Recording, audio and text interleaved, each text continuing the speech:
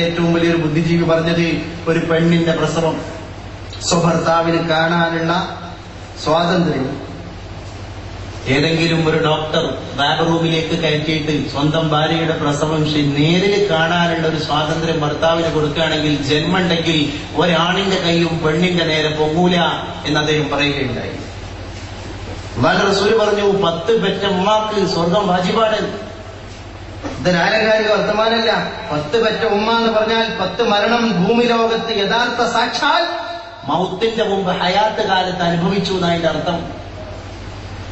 ഒരു പെണ്ണിന്റെ പ്രസവം നേരിട്ട് ദർശിക്കാൻ ഒരു പുരുഷൻ ഒരാൾ സാഹചര്യം കൊടുത്താൽ ഒരു ആണിന്റെയും കൈ പെണ്ണിന്റെ നേരെ പൊങ്ങൂല എന്ന് ഭാരതാംബയിൽ ഒരു വിശ്വകരനായ ബുദ്ധിജീവി അഭിപ്രായപ്പെട്ടതിനോട് ചേർത്ത് വായിക്കണം. മാതാവേ, നിങ്ങൾക്ക് മാതൃത്വം തന്നത് യഥാർത്ഥത്തിൽ പ്രസവം എന്ന് പറയുന്ന പ്രക്രിയയാണ്. അപ്പൊ അവിടെ മാടക ഗർഭപാത്രങ്ങളെ കൊണ്ടൊരു ഫലമില്ല, ടെസ്റ്റ് ട്യൂബ് ശിശുവിനെ കൊണ്ടൊരു ഫലമില്ല. അതങ്ങനെ തന്നെ പ്രകൃതിയാ ഉണ്ടായിത്തീരണം. പ്രകൃതിയാ ഉണ്ടായിത്തീരുന്ന ബന്ധങ്ങൾക്ക് ആ ബന്ധമുണ്ട്. ഇല്ലെങ്കിൽ കുട്ടിനെ അറിയാനോ കുഞ്ഞിനെ അപായപ്പെടുത്താനോ ഒരു പ്രശ്നം ഉണ്ടാവില്ല. എന്തേ? കുഞ്ഞിനെ അപായപ്പെടുത്തുന്ന ക്രിയകൾ മുഴുവൻ കേരളക്കരയിൽ വന്നിട്ടുണ്ടെങ്കിൽ സ്വന്തം മാതാവാണ് എന്ന് ഇപ്പം വർത്തമാന വൃത്താന്തങ്ങളിൽ പ്രതിയായിക്കൊണ്ടിരിക്കുന്നത് നമ്മൾ കണ്ടു. കഴിഞ്ഞ ആഴ്ച പോലും അക്സ 4 വയസ്സുകാരിയായ അക്സയെ മാനഭംഗപ്പെടുത്തി കൊലപ്പെടുത്തിയത് സ്വന്തം അക്സ അമ്മിഞ്ഞപ്പാല് കുടിച്ച മാതാവിന്റെ കാമുകന്റെ സുഹൃത്ത് കൂട്ടുനിന്നത് മാതാവ്. അല്ലേ? എന്തൊരു ദുര്യോഗ ദാരുണമായിരിക്കുന്ന സംഭവ വൃത്താന്തങ്ങളാണ് നമ്മൾ ഈ കേട്ടുകൊണ്ടിരിക്കുന്നത്. ആരോട് പറയും? കുഞ്ഞുമോളെ അക്സ, നമ്മൾ ആലോചിക്കണം. കാമുകം വരികയാണ്, അമ്മ പുറത്താണ്. അമ്മ പുറത്തു പോയ സമയത്ത് ഈ കുട്ടിയെ വശംവദയാക്കാനുള്ള ശ്രമം നടത്തി. വശംവദയാവുന്നില്ല എന്ന് കണ്ട സമയത്ത് കുഞ്ഞിനെ തറയിലിട്ടടിച്ച് തലയുടെ പിൻഭാഗത്തുണ്ടായ മാരകമായ മുറിവാണ് അക്സയുടെ നിര്യാണത്തിൽ കലാശിച്ചത് എന്ന് ഫോറൻസിക് ഡിപ്പാർട്ട്മെന്റും പോസ്റ്റ്മോർട്ടം ഉദ്യോഗസ്ഥന്മാരും അവസാനം സ്റ്റേറ്റ്മെന്റ് ഇറക്കി. ഇവൻ ചെയ്ത പണിയോ തട്ടിന്റെ പുറത്ത് ഒളിപ്പിക്കാൻ. എന്നിട്ട് സ്വന്തം കാമുകി സാക്ഷാൽ മരിച്ചു കിടക്കുന്ന മയ്യത്ത് അക്സയുടെ അമ്മ ഇവൾ വരുന്ന സമയത്ത് ഇദ്ദേഹം തല ചൊറിഞ്ഞത് പറയല്ലേ? യാതൊരു അസ്വാഭാവികതയും അവൾ പ്രകടിപ്പിച്ചില്ലല്ലോ. യാതൊരു അസ്വാഭാവികതയും പ്രകടിപ്പിച്ചില്ല. എന്റെ കുഞ്ഞിനെ കൊന്നേ അപായപ്പെടുത്തിയെന്ന് പറഞ്ഞോ? ഇല്ല. അപ്പോഴും കാമുകനെ രക്ഷപ്പെടുത്താനുള്ള വെമ്പൽ കൊണ്ട മനസ്സുമായി അവളാ പറഞ്ഞത്, നീയും നിന്റെ സുഹൃത്തായ JCB-കാരനുണ്ടല്ലോ, നിങ്ങൾ രണ്ടുപേരോടെ മണ്ണുമാന്തി യന്ത്രം ഉപയോഗിച്ചിട്ട് നമുക്ക് കുഴിയിൽ അടക്കം ചെയ്യാം എന്ന് പറയുന്ന ഐഡിയ പോലും ഒപ്പിച്ചു കൊടുക്കുന്നത് സാക്ഷാൽ മാതാവ്. അല്ലേ? ആ തരത്തിലേക്ക് കാലം പോയി. തള്ളക്കിട്ടൊരു തല്ല് വരുമ്പോൾ പിള്ളയെടുത്ത് തടുക്കുകയുള്ളൂ. തന്നേക്കാൾ പ്രിയമല്ല ജനത്തിന് തന്നുടലിഞ്ഞു പിറന്നതുപോലും കനകം മൂലം കാമിനി മൂലം കലഹം പലവിധമുലകിൽ സുലഭം എന്ന് കുഞ്ചത്തമ്പ്യാരെ പറ്റി പാടുകയുണ്ടായി. വല്ലാത്ത സംഭവങ്ങൾ അദ്ദേഹം യുക്തിസഹമായിട്ട് അല്ലെങ്കിൽ ആലോചനാമൃതത്തിലൂടെ ചെയ്ത കാര്യങ്ങളായിരിക്കാം ഇന്ന് യഥാർത്ഥത്തിലേക്ക് കടന്നു വന്നു. തള്ളക്കിട്ടൊരു തല്ല് വരുമ്പോൾ പിള്ളയെടുത്തു തടുക്കേയുള്ളൂ. തള്ളയെ തല്ലാൻ ആരെങ്കിലും കടന്നു വന്നാൽ എന്നെ തല്ലല്ലേ എന്ന് പറഞ്ഞ് കവചമാക്കുന്നത് സ്വന്തം പിള്ളയെ ആണ്. തന്നേക്കാൾ പ്രിയമല്ല ജനത്തിനു തന്നുടലിന്നു പിറന്നത് പോലും, സ്വന്തം ഉടലിന് പറഞ്ഞത് പോലും തന്നേക്കാൾ പ്രിയമല്ല എന്ന് പറയുന്ന ഒരു ലോകത്താണ് നമ്മൾ ജീവിച്ചു കൊണ്ടിരിക്കുന്നത്. എന്റെ പ്രിയപ്പെട്ടവരെ, അവിടെയാണ് അല്ലാഹുവിന്റെ റസൂൽ പറഞ്ഞത്, അദ്ദുനിയാ കുല്ലുഹാ മതാ വഖൈറു മതാഇഹാ അൽ മർഅതു സ്വാലിഹാ. ദുനിയാവ് മുഴുവൻ ഒരു ചരക്കാവുന്ന ദുനിയാവിൽ നിന്ന് ഏറ്റവും എടുത്തു പറയപ്പെടേണ്ട ഒരു ചരക്കുണ്ടെങ്കിൽ അൽ മർഅതു സ്വാലിഹ, അത് ഉത്തമ പെണ്ണാണ്. ആ ഉത്തമ പെണ്ണിന്റെ കഷായത്തിൽ പോലും ചേർക്കാൻ കിട്ടാത്ത കോലത്തിലേക്ക് പരിമിതിപ്പെട്ടുപോയി. എവിടെയുള്ളത്? ഒരു മുഅ്മിനായ മനുഷ്യനെ സംബന്ധിച്ചിടത്തോളം അവന്റെ മൂലധനം 4 എന്ന് ഇസ്ലാം പരിചയപ്പെടുത്തി. 3 നമ്മുടെ ശരീരത്തിൽ നിന്നും, മറ്റൊന്ന് നമുക്ക് വേണ്ട ശരീരത്തിൽ നിന്നും. ഒരർത്ഥത്തിൽ 4മത്തതും നമ്മുടെ ശരീരത്തിൽ. മൂലധനം എന്ന വാക്കിന്റെ അർത്ഥം തന്നെ എന്താണ്? വിത്തെടുത്ത് ചോറയിക്കാൻ പറ്റൂല എന്ന് പറയും പഴമക്കാര്. ആ ചോറയിക്കാൻ പറ്റാത്ത വൃത്താണ് ആക്ച്വലി മൂലധനം. അല്ലെ? ബിൽഡിംഗ്, എസ്റ്റേറ്റ്, പറമ്പ്, സ്ഥിരവരുമാനം ഇങ്ങനെ കിട്ടുക, അത് നശിക്കാനും പാടില്ല എന്നർത്ഥം. അങ്ങനെ ഒരു സോഴ്സ്. ആ സോഴ്സ് ആയിട്ട് ഇസ്ലാം പരിചയപ്പെടുത്തിയ ഒരു മുഅ്മിനായ മനുഷ്യനെ സംബന്ധിച്ചിടത്തോളം 4 അഫ്ളലു അംവാലിൽ മുഅ്മിനി ലിസാനുൻ ദാകിർ വഖൽബുൻ ശാകിർ വബദനുൻ സാബിർ വംറഅത്തുൻ തുഈനുഹു അലാ ഈമാനിഹി. മുഅ്മിൻ, സത്യവിശ്വാസിയായ ഒരു മനുഷ്യന്റെ ഏറ്റവും വലിയ മൂലധനം ലിസാനൻ ദാക്കിർ, ദിക്ർ ചൊല്ലുന്ന നാവാണ്. സ്വശരീരത്തിൽ നിന്നാണ്. നാവ് മൂലധനാണോ അല്ലേ എന്നുള്ളത് തീരുമാനിക്കാനുള്ള അവകാശം നമുക്കാണെന്നാണ് ഈ ഹദീസ് നമ്മളെ പഠിപ്പിക്കുന്നത്. എല്ലാവർക്കും നാവുണ്ട്. നാവ് വന്നാലെല്ലാം എല്ലാം ഓന്തലയില്ലേ നാന്തല വേണം. എല്ലാം നാവാണ്. നാവ് കൊണ്ട് സ്വർഗമുണ്ട്, നാവ് കൊണ്ട് നരകമുണ്ട്. ഇന്ന ലിസാനൽ മുഅ്മിനി വറാഅ ഖൽബി വഇന്ന ലിസാനൽ മുഅ്മിനി മുനാഫിഖി അമാമ ഖൽബി. മുഅ്മിനായ മനുഷ്യന്റെ നാവ് അവന്റെ കൽബിന്റെ പിന്നിലാണ്. മുനാഫിഖായ മനുഷ്യന്റെ നാവ് അവന്റെ കൽബിന്റെ മുന്നിലാണ്. എന്ന് പറഞ്ഞാൽ മുനാഫിഖായ മനുഷ്യൻ കൽബുകൊണ്ട് ചിന്തിക്കുന്നതിന്റെ മുമ്പ് മുന്നിലുള്ള നാവിനെടുത്തെറിയും.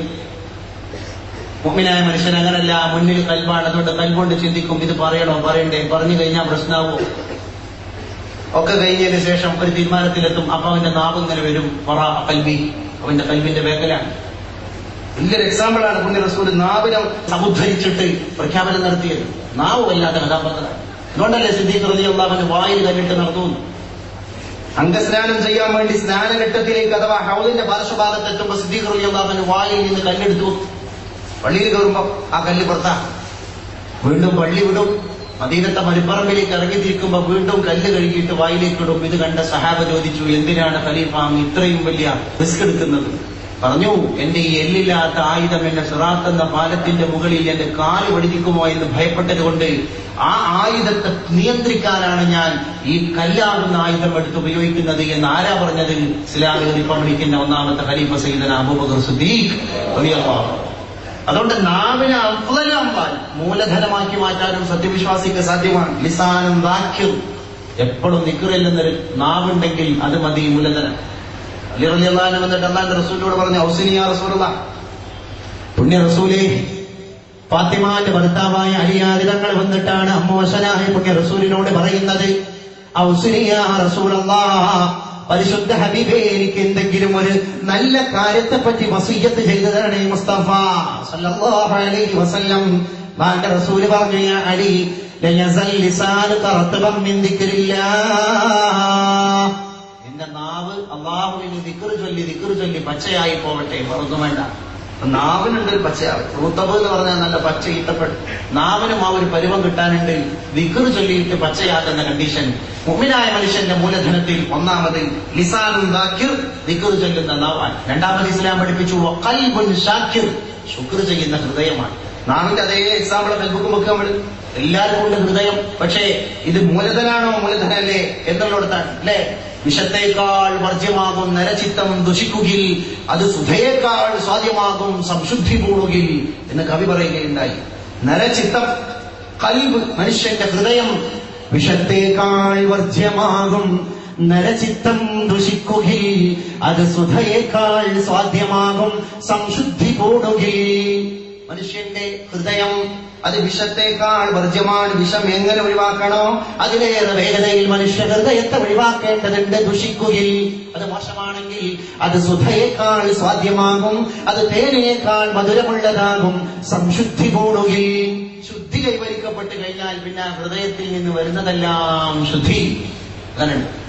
റസൂലുള്ളാഹി പറഞ്ഞത്, അലാ ഇന്ന ഫിൽ ജസദില മുദ്ഗ, ചവച്ചരക്കാൻ ഭാഗത്തിലുള്ള ഒരു ഇറച്ചി മാംസ കഷ്ണം നിങ്ങളുടെ ഹൃദയത്തിലുണ്ട്, നിങ്ങളുടെ ശരീരത്തിലുണ്ട്. ഇദാ സലഹത് സലഹൽ ജസദു കുല്ലു വഇദാ ഫസദത് ഫസദൽ ജസദു കുല്ലു അലാ ഫഹിയൽ ഖൽബ്. അതാണ് ഹൃദയം, അതാണ് ഹൃദയം. ഹൃദയമാണ് നായകൻ, ഹൃദയമാണ് കഥാപാത്രം, ഹൃദയമാണ് മനുഷ്യന്റെ ജീവിതത്തിന്റെ പുരോഗതിയും അധോഗതിയും നിർണയിക്കുന്ന ഏറ്റവും വലിയ വസ്തു. രണ്ടാമത്തെ മൂലധനം. മൂന്നാമത്തെ മൂലധനം ബദനുൻ സാബിർ, നല്ല ക്ഷമാശീലമായ ശരീരം. ശരീരമായി ആയാ പോരാ, പിന്നെ അത് സഹന സമ്പുഷ്ടമാകണം, ക്ഷമാശീലമുള്ളതാകണം. ക്ഷമയെ എപ്പോഴും ഇങ്ങനെ ഒരു പര്യായമായി ഉപയോഗിക്കുന്ന രീതിയിലുള്ള ഒരു ശരീരത്തിന്റെ ആളായി മാറാൻ മനുഷ്യന് ഭാഗ്യം ലഭിച്ചാൽ ആ ശരീരമാണ് അവന്റെ മൂന്നാമത്തെ മൂലധനം. നാലാമത്തെയും അവസാനത്തെയും മൂലധനമായിട്ട് പരിശുദ്ധ ഹബീബ് മുഹമ്മദ് മുസ്തഫ സല്ലല്ലാഹു അലൈഹി വസല്ലം തങ്ങൾ പരിചയപ്പെടുത്തുന്നത് നമ്മുടെ കഥാപാത്രമേ പെങ്ങളെ ഇനിയാണ്. ഒരു പെണ്ണാണ്. തുഈനുഹു അലാ ഈമാനിഹി, ഈ ഭർത്താവിനെ എപ്പോഴും ഇങ്ങനെ നേരാക്കി കൊണ്ടുപോകുന്ന പെണ്ണ്.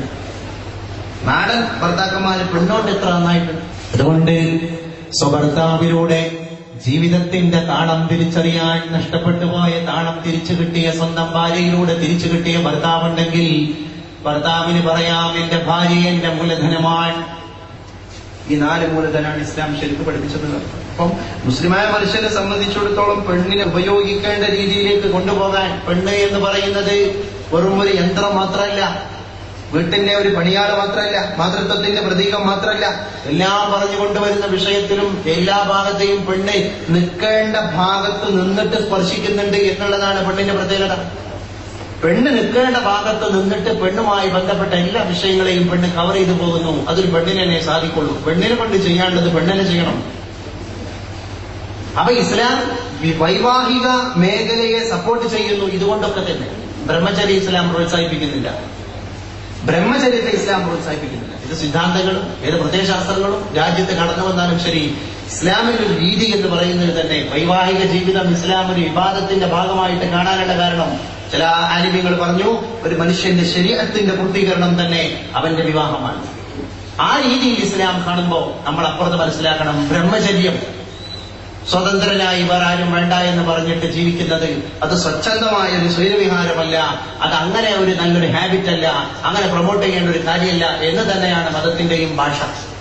റസൂലുള്ളാഹി തങ്ങളുടെ ഇബാദത്ത് തിരിച്ചറിയാൻ പുണ്യപ്രവാചകൻ തിരുമേനി സല്ലല്ലാഹു അലൈഹി വസല്ലം മദീനയുടെ പള്ളിയിൽ പകൽ സമയത്ത് ചെയ്തു പോകുന്ന ആരാധനയെ പറ്റി പരിചയപ്പെട്ട സഹാബത്ത് രാത്രിയിൽ നിശയുടെ നിശബ്ദതയിൽ പരിശുദ്ധ പ്രവാചക തിരുമേനി എന്താണ് ചെയ്യാറുള്ളത് എന്ന് തിരിച്ചറിയാൻ അള്ളാഹുവിന്റെ റസൂലിന്റെ ശയ്യ പങ്കിട്ടുകൊണ്ടിരിക്കുന്ന അവിടുത്തെ സഹധർമ്മിണി ആയിഷ സിദ്ദീഖ റളിയല്ലാഹു അൻഹയുടെ വീട്ടിലേക്ക് പുണ്യപ്രവാചക തിരുമേനിയുടെ അഭാവത്തിൽ 3 സഹാബത്ത് നടന്നു പോവുകയാണ്.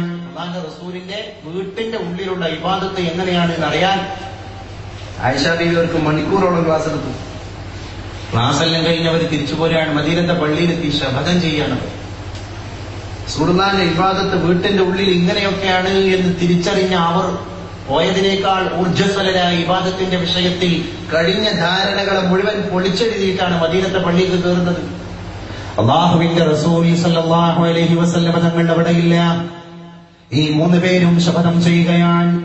ഒന്നാമത്തെ ആള് പറഞ്ഞു, ഞാൻ ഇനി രാത്രികാലങ്ങൾ മുഴുവൻ ഹയാത്താക്കാൻ പോവുകയാണ്, ഒറ്റ രാത്രിയും ഞാൻ ഉറങ്ങുന്ന പ്രശ്നമേ ഇല്ല. അയാളുടെ തീരുമാനം സഹാബത്ത് ഇങ്ങനെ നല്ല എന്താ പറയാ ഹൃദ്യമായി അതിനെ വരവേൽക്കും. ആയിഷ ബീവിന്റെ ക്ലാസ് കഴിഞ്ഞാൽ വരെ മദീനത്തെ പള്ളിയിൽ വെച്ച് ഇവർ പ്രഖ്യാപിക്കാൻ ഇനി രാത്രി ഉറങ്ങുന്ന പ്രശ്നമേ ഇല്ല. കാരണം റസൂലുള്ളാഹിന്റെ ഇബാദത്തിനെ പറ്റി പഠിച്ചപ്പോൾ അവർക്ക് തിരിഞ്ഞു മനസ്സിലായി. രണ്ടാമത്തെ ആള് പറഞ്ഞു, ഞാനിനി എല്ലാ പകലും നിത്യവ്രതത്തിലാണ്, ഒരു ദിവസത്തെ ഗ്യാപ്പ് പോലും ഇല്ലാതെ എല്ലാ ദിവസവും നോമ്പ് വെക്കാൻ ഞാൻ തീരുമാനിച്ചു. ഹബീബായ മുസ്തഫ സല്ലല്ലാഹു അലൈഹി വസല്ലം തങ്ങളുടെ ഇബാദത്ത് എന്നെ അത് പരിശീലിപ്പിക്കാനാണ് പ്രേരിപ്പിക്കുന്നത്. മൂന്നാമത്തെ ആള് പറഞ്ഞു, മൂന്നാമൻ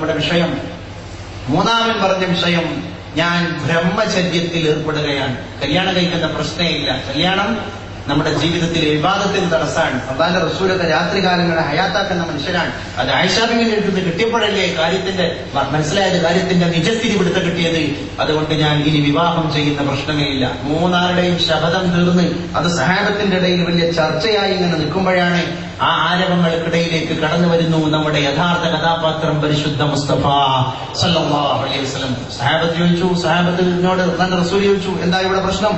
3 പേരുടെയും ശപഥത്തെ പുരസ്കരിച്ചിട്ട് ശ്രോതാക്കളും ഇത് കണ്ട ആളുകളും ഒക്കെ ആയ സഹാബത്ത് ഇതിനെപ്പറ്റി പറഞ്ഞു. 3 പേരെയും അല്ലാഹുവിന്റെ റസൂൽ വിളിച്ചു. ആരാ ഇത്ര വലിയ ഇബാദത്തിന്റെ ആൾക്കാർ? വിളിച്ചിട്ട് പറഞ്ഞു, നിങ്ങളാരും മുഹമ്മദിനേക്കാൾ വലിയ ഭക്തരാവാൻ നോക്കണ്ട. നിങ്ങളുടെ കൂട്ടത്തിൽ ഏറ്റവും ഇബാദത്ത് ചെയ്യുന്നവൻ ഞാനാണ്. എന്നേക്കാൾ നിങ്ങളാരും ഭക്തരാവാൻ നോക്കേണ്ട.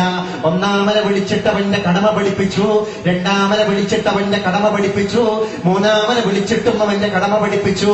3 പേരുടെയും വിഷയത്തിൽ വിഷയീഭവിച്ച കഥാപാത്രം കുടുംബമാണ്. അതാണ് ശപഥം ചെയ്ത 3 പേരുടെയും വിഷയത്തിൽ കഥാപാത്രമായിട്ട് കടന്നു വന്നത് കുടുംബിനിയാണ്. അവരോടുള്ള ഉത്തരവാദിത്തത്തിൽ ഇത് ക്ഷീണം ചെയ്യും. അതുകൊണ്ട് ബ്രഹ്മചര്യം ഒരിക്കലും സപ്പോർട്ട് ചെയ്യാൻ പറ്റില്ല. വിവാഹിതരായ ആളുകളാണെങ്കിലോ വീട്ടിലേക്ക് പോകാനുള്ള അവസ്ഥ തന്നെയല്ലല്ലോ. ഒരാൾക്ക് രാത്രി ഹയാത്താക്കണം, മറ്റാൾക്ക് പകൽ മുഴുവൻ നിത്യവ്രതത്തിൽ ഏർപ്പെടണം. ഇതൊക്കെ കുടുംബവുമായിട്ടുള്ള സമീപനത്തിൽ ക്ഷീണം ചെയ്യും. അതുകൊണ്ട് പിന്നെ നിങ്ങളിൽ ഭക്തൻ ഞാനാണ്, എന്നേക്കാൾ ഭക്തനാകാനുള്ള ശ്രമം നിങ്ങൾ നടത്തേണ്ട എന്ന് പറഞ്ഞ് ആ സ്വഹാബത്തിനെ ആ വിഷയത്തിൽ നിരുത്സാഹപ്പെടുത്താൻ പരിശുദ്ധ റസൂൽ സ്വല്ലല്ലാഹു അലൈഹി വസല്ലം മുന്നോട്ട് വരികയാണ്. ഇതിൽ നിന്നൊക്കെ നമുക്ക് മനസ്സിലാകുന്നത് സഹാബത്തിന്റെ വിഷയത്തിൽ, സഹാബത്തിന്റെ കാര്യത്തിൽ ഒരു